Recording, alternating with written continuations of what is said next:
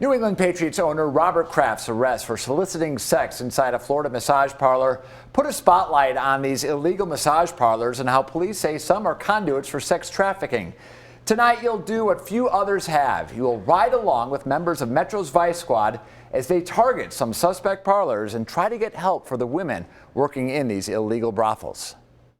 So tonight we are following up on a tip for a massage parlor that is potentially offering more services than massages. It's a Wednesday night, and a team of 12 from Metro's Vice and Special Investigations units are on the street. All but Lieutenant Christine Buste are undercover, so hers will be the only Metro face you see tonight. And our tipsters can come from various locations, people in the community, other businesses, a variety of different things. Sometimes maybe even from our patrol officers that see something and let us know, hey, this doesn't quite look right. Recently we received an email stating that she just found out that her husband visited one of these massage parlors and received the so-called happy ending, and wants to let Vice know that she wants to address that immediately. Tonight's massage parlor popped up on the team's radar after they shut down an illegal spa just 2 doors down earlier this year. We saw how busy they were as we were getting ready to do that search warrant, so we knew this place was busy. We knew this place would be a good target. And even on a weeknight, this tiny parlor was bustling with guys coming in and out. All right, confirming we have a arrest team set. Here's how it goes down. An undercover detective, a father and husband, poses as a customer. So they now buzzed him in. Right now he just went to the front counter, asked for a massage, requested I think a half-hour massage. It appears that he's in the room changing and getting ready to lay on the table. And through technology available to anyone, the team is able to eavesdrop on the massage room. I just got off work and I was like, release some of this crap. Not 5 minutes into it, the Vice team picks up on the illicit negotiation. He got a deal with 2 females. You could hear him talk the money, and he gave the bust-out signal for us. So here comes our arrest teams. Once they go inside, the undercover detective comes out and tells us what happened. So once she asked for the sex act and a price was agreed, I then asked if I could have another girl. She brought in another girl, and she also asked what I wanted, in which time a sex act was negotiated and a price was also negotiated and agreed. At this point, Vice members suspected the parlor might lead them to bigger fish. They caught a guy running out the back with a lot of money, enough to convince a judge to give them a search warrant. Their evening was just beginning. We'll find lots of evidence of the prostitution that's going on, different lubes, condoms, all of those type of things. They found condoms hidden in empty soft drink cans, money stashed in Pringles cans and Kleenex boxes, and documents that show how the women got here. A lot of times we'll find their visas and things like that, or we might find evidence of how they got brought to Las Vegas. So that's all stuff that we're looking for, is to see if there's any evidence that they are being trafficked here. It's widespread, especially in this part of town. So we're at Flamingo and Decatur. We're only a couple of blocks away from what is traditionally thought to be Chinatown.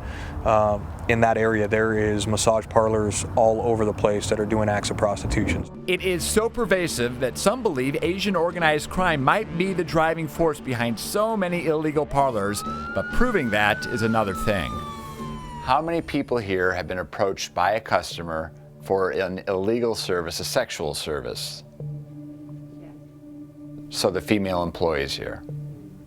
Businessman Joey Calarco opened this massage parlor mainly for himself and his family.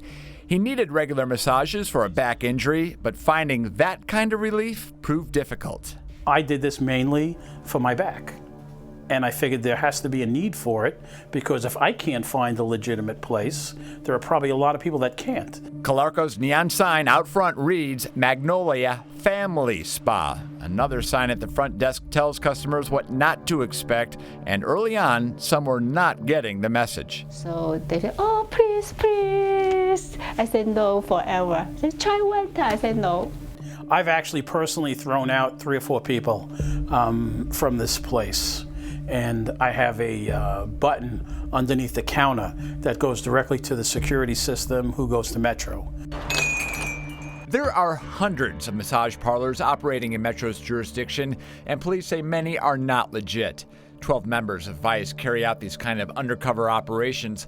Their goal is to trace the evidence back to a trafficker and to get the women, the victims, out of this life. They partner with local nonprofits like the Salvation Army, and it's a challenge. They've been misled and tricked so many times by people that they've trusted. And then, law enforcement comes in, and then we kind of come in behind law enforcement. So all of a sudden, we're kind of seen as this person who they don't want to talk to. And they're told by their trafficker, hey, don't talk to anyone outside the circle. Tonight's operation may seem like trying to divert a river with a pebble, but Lieutenant Buse says if they weren't out here, these backroom brothels would come out of the shadows. And just in case anyone still thinks this is just sex between two consenting adults, They are victims. They are victims.